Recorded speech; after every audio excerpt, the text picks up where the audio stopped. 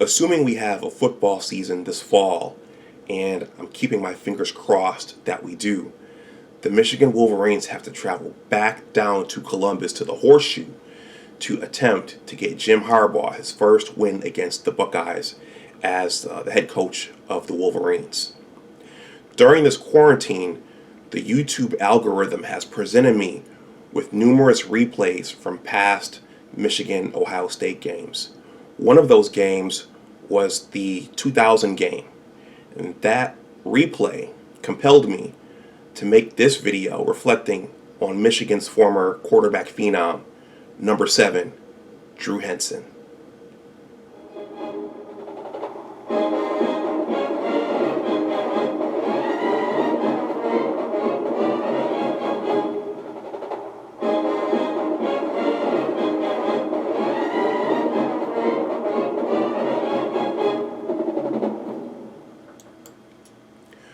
Welcome back to my channel. My name is Dr. Anwar Youssef Dunbar, and this is Big Discussions 76 Sports. Please like this video, please share it, and please subscribe to my channel. Well, today, I've gotten to a point where I'm watching more YouTube than I am traditional television.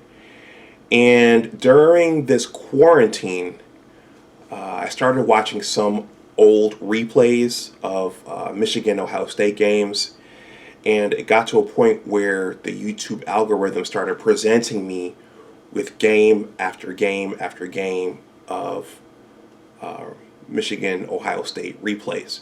And one of the games that the algorithm presented to me was the 2000 game. And so I clicked it and I watched it, and as I will describe, even though I watched the game 20 years earlier, I was in awe of what I saw. And after I watched the game, which was a Michigan victory, those are few and far between these days, at least as it relates to the Scarlet and Gray, I got to thinking about Tom Brady and Drew Henson, and I really started thinking about what traditionally made the Michigan football program strong. And in my opinion, one of the things that made it strong and competitive, at least during that stretch in Lloyd Carr's tenure, I think it was the quarterback play. And I think that those two quarterbacks in particular are what made the program strong for those couple of years. And as I'll describe, the program wasn't necessarily as strong once those two quarterbacks left. I'm going to leave the Brady 6 in the description box below. The Brady 6 is one of my favorite football documentaries, and it centers around Tom Brady, specifically his path to the University of Michigan, the adversities he experienced in Ann Arbor, and then it talks about the 6 quarterbacks that were drafted ahead of him, all of which did not pan out. And then there's another little piece of that documentary which discusses Drew Henson and what happened to Drew Henson after he left Ann Arbor to play baseball, and then in his attempt to return to the NFL. So I'm going to leave that in the description box below because I think it pairs really well with what I'm going to talk about in this video. So it's been 20 years since a Michigan Wolverine team has won down at the Horseshoe in Columbus. Think about that. 20 years. And as we know, I'm sure the Buckeye fans are going to come in here and have a good time with this. These days, beating the Buckeyes is, wow, it seems like that was galaxies and centuries and years ago. So, it's almost, we don't know what that feels like anymore in Ann Arbor and as a part of the Michigan fan base. But the last quarterback to lead the Wolverines to victory over the Buckeyes at the Horseshoe in Columbus was number 7, Drew Henson. So who was Drew Henson, and why am I making this video about him? Drew Henson was a phenom quarterback coming out of high school. When I got to Ann Arbor in 1999 as a first-year graduate student, Drew Henson was a sophomore. And he was highly touted. He was from Brighton, Michigan, which is a suburb, I believe that's a suburb of Detroit. And so he was a local kid. And Drew was a three-sport athlete. He played football, basketball, and baseball. And he was highly touted coming out of high school.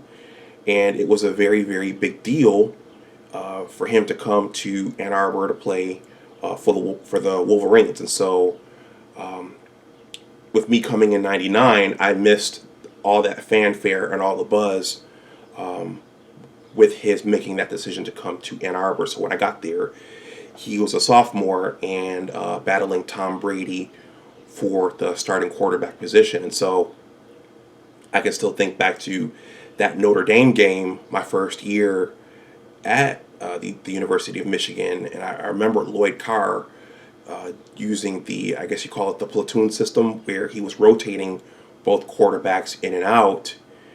And some fans would argue that Drew Henson cost us the Michigan State game up at East Lansing when Michigan State was coached by Nick Saban.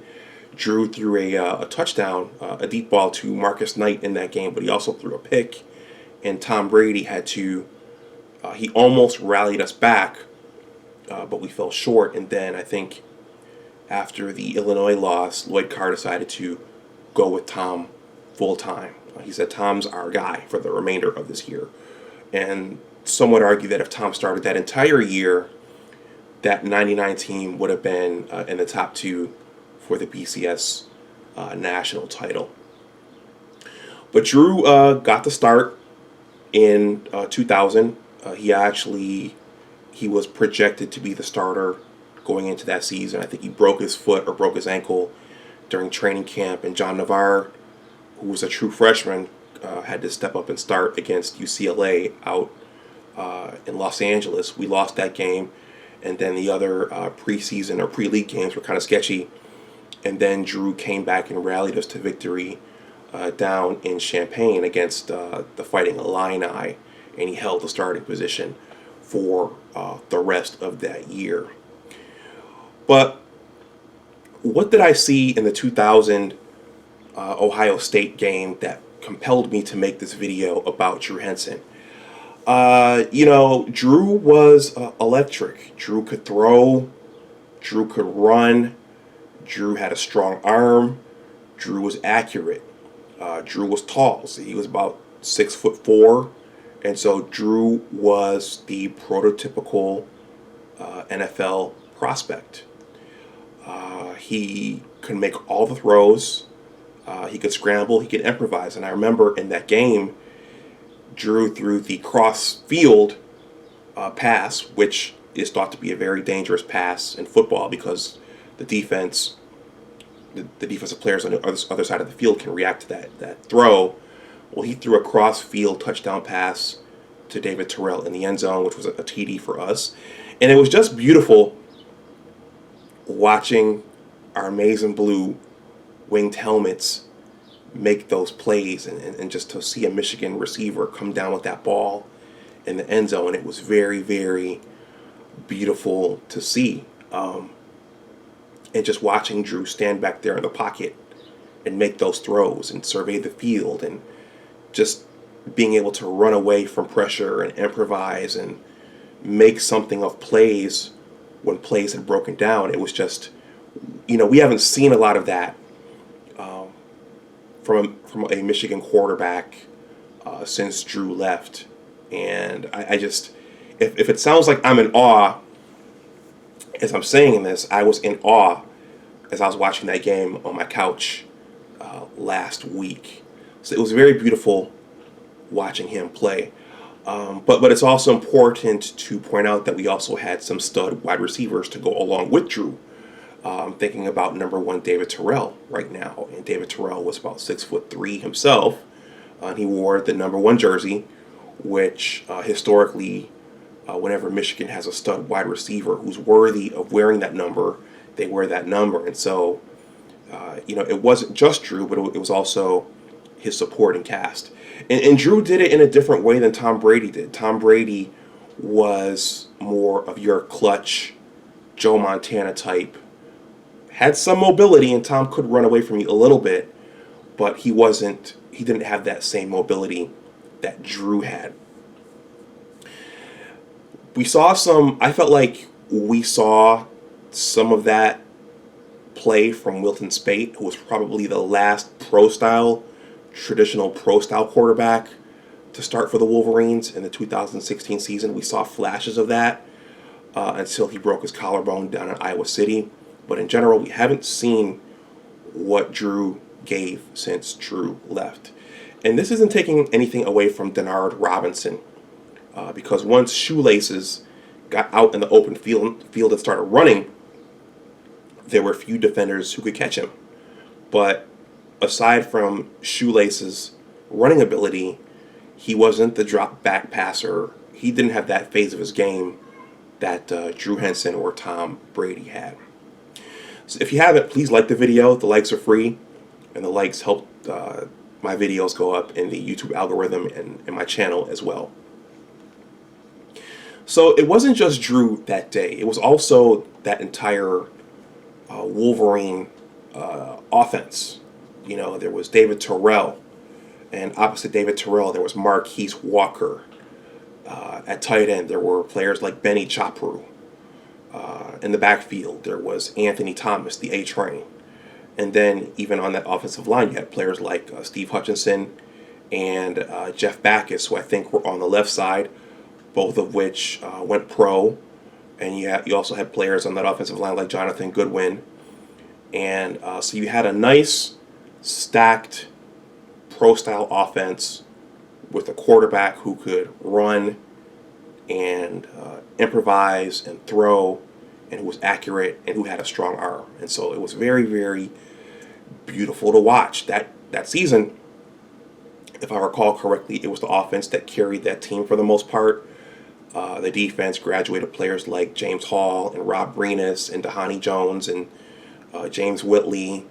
And I think that there were some injuries on the defense that year that prevented it from being a top-tier defense. And then there were also teams in the Big Ten like Northwestern who had adopted what the St. Louis Rams had done. And so Northwestern ran that spread, and we lost a high-scoring game out in Evanston that year. So the offense really carried the team that year, and it was on full display that day at the Horseshoe. So I'm going to talk about this later, but I think that in general, what the Michigan football program has been missing is a solid stud quarterback. And John Navarre and Chad Henne gave us some of that after Drew left, but I don't think they were quite the phenoms that Drew was. John was 6'6". He had a strong arm, and he racked up a lot of yardage and a lot of touchdowns before he graduated. Chad Henne did the same thing, but I don't think they were the same difference makers and game changers that Drew was. That game down at the Horseshoe that day in 2000, that was Lloyd's second to last victory against the Buckeyes. And history would tell that it was that loss, well, actually, all the losses before it that helped run John Cooper out of town, and which paved the way for Jim Tressel. But what's interesting is watching that replay, and I'm going to leave that game in the description box below. If you look at the sidelines, you can see players like Craig Krenzel there on the sidelines. And Craig Krenzel was the quarterback for the Buckeyes when they won the national title about 2 to 3 years later. On the field, on the defense, you could see players like Mike Doss, and Mike Doss was a senior on that national championship Ohio State Buckeye team. Nate Clements, who went on to play for my Buffalo Bills, was guarding David Terrell most of that day. And I believe that Jonathan Wells was running the ball for the Buckeyes that day, who was the older brother, I believe, of Chris Beanie Wells, who was Jim Tressel's starting quarterback his starting running back numerous years later. So there were a lot of seeds of the future right there on the field that day.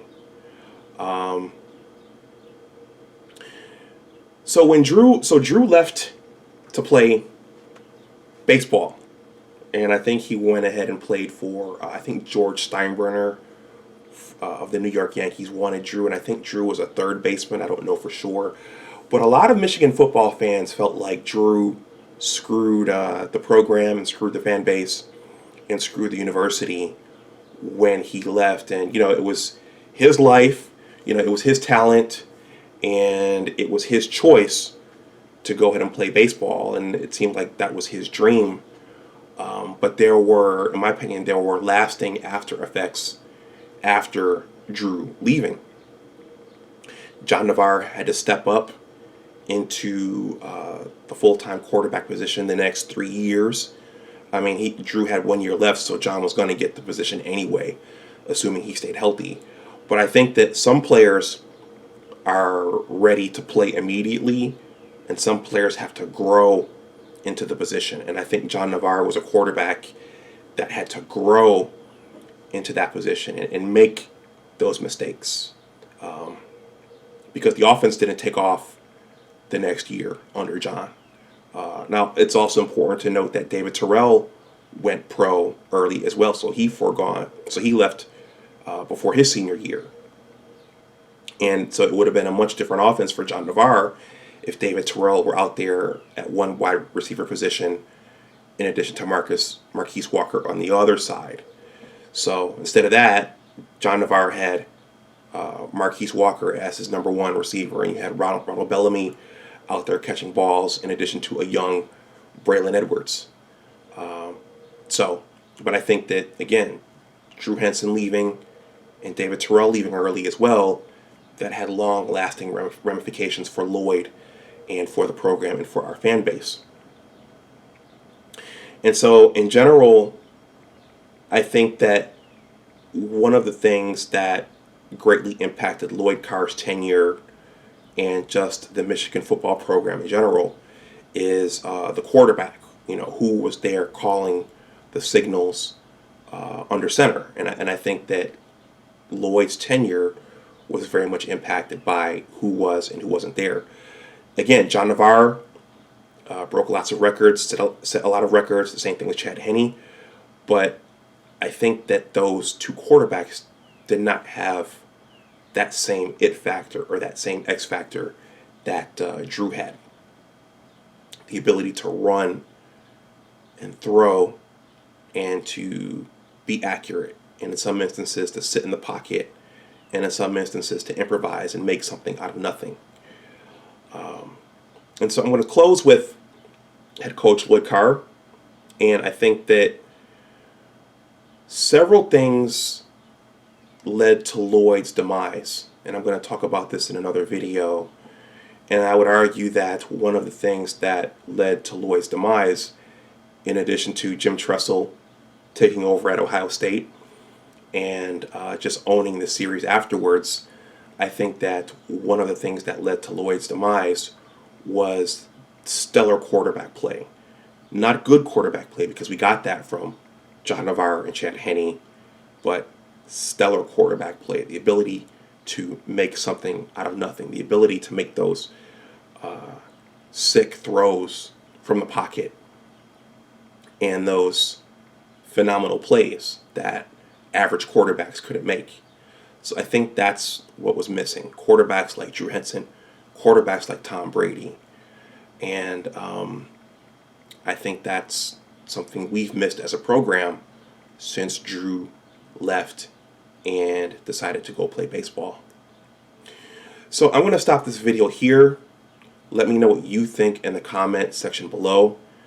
If there are any Buckeye fans who watch this, please play nice. Be nice in the comment section. Please like this video. Please share it. And please subscribe to my channel. Go Blue. And as always, remember that your attitude determines your altitude. Take care, and I'll talk to you the next time. Bye-bye. So I wanted to say a few more things.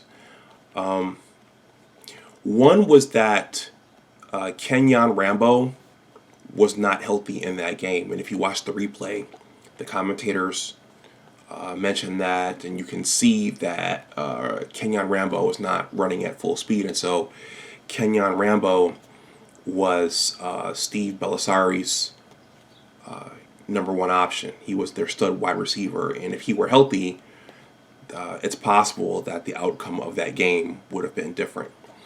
The other thing is that quarterback play has changed and offenses have changed since 2000. So it's one thing for me to sit up here and say, hey, we need more pro-style quarterbacks, we need more Drew Henson, Tom Brady types, but players have changed and quarterbacks have changed. You know, you're seeing, these days, you're seeing more of this read option, ball skills type thing that Shea Patterson does. And you could see that since Jim Harbaugh took over the program in 2015, Jake Rudock and Wilton Speight played more of a pro-style drop back and let the play develop type of thing. And when Shea Patterson came in, Jim revamped it a little bit so that there was more read option to Karan Higdon and more of this ball skills thing that Shea Patterson specialized in. And I missed the pro style stuff. I liked the drop back, let the play develop type thing. But players have changed and offenses have changed.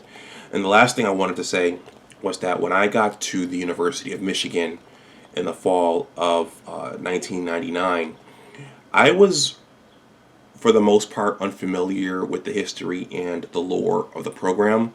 I knew that they'd won the national title 2 years earlier, and I'd only been watching football about 10 years, and the Buffalo Bills, that was in large part because the Buffalo Bills went to the Super Bowl each of my 4 years in high school.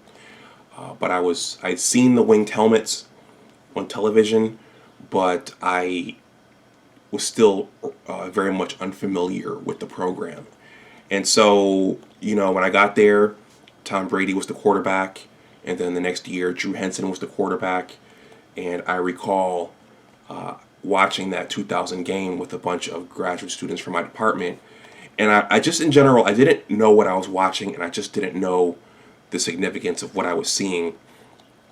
And I just watched that and thought that, okay, this is Michigan football, this is the way it's supposed to be, we're supposed to have quarterbacks like this, and we're supposed to win these Ohio State games, and we're supposed to at least win them every couple of years, and this is just how it's supposed to be. This is normal.